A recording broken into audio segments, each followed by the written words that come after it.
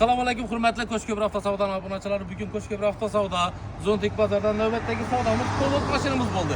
2022-yilda ishlab chiqarilgan Cobalt mashinani Urganchdan kelgan Iroda akamiz o'zining ukasini podark etdilar. 138 million so'mga berdik. Aka yaxshi kunlar to'ylarimiz nasib etsin. Tabriklaymiz, Xudo shukr. Tabriklaymiz, aka, tabriklaymiz. Xo'p. Hay. Çekengde. Hay, молодец.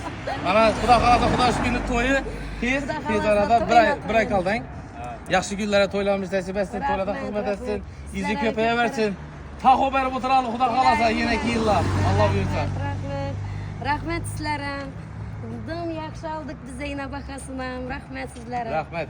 Qo'shko'pir avtosavdodan minnatdormisiz? Minnatdarmiz. Молодец. Rahmat sizlarga. Bo'ladi, yaxshi. Rahmat. Akamlarni yana Cobaltni berdik. Xudo xolasa adına o'tirib, cho'tki bahada damazlarni hisoblab oldik. Xudo xolasa mana bu istoriyaga qo'yib beramiz. Qo'shko'pir avtosavdo olib borib, kelaverasizlar. Qo'shko'pir avtosavdo Zontik bozorda xizmatdamiz.